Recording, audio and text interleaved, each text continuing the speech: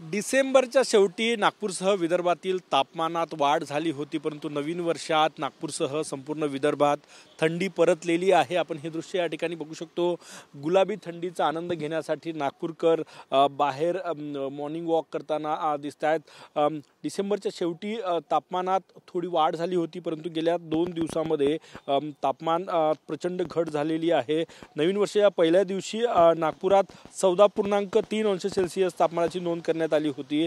2 तारखेला 5 अंश सेल्सिअसनं तापमान घटलेलं आहे आणि 8.8 म्हणजे या सीझनची सर्वात कमी थंडी ही गेल्या 48 तासात त्याची नोंद करण्यात आलेली आहे। आजही तापमानात घट होऊन थंडी जी आहे ती या ठिकाणी वाढलेली आहे। आपण हे दृश्य या ठिकाणी बघू शकतो आणि नागपूरच नाही तर संपूर्ण विदर्भात थंडीचा जोर जो आहे तो या ठिकाणी वाढलेला आहे। आपल्यासोबत काही नागपूरकर आहे। कसं वाटतं, थंडी वाढलेली आहे? हां, थंडी भरपूर वाढलेली आहे आणि मॉर्निंगला जसं की इथे येताना लोक जे सकाळी 6-6:30ला येत होते, आता ते लोक 8-8:30ला येतात थंडी वाढल्यामुळे।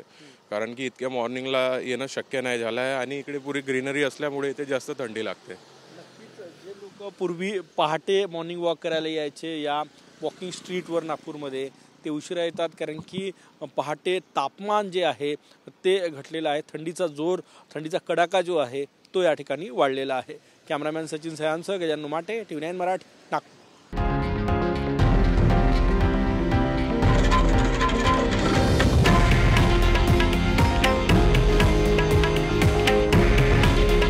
हे आहे देशातील नंबर 1 न्यूज नेटवर्क आणि आपण पाहत आहात TV9 मराठी। काळजी तुमची, हित महाराष्ट्राचं।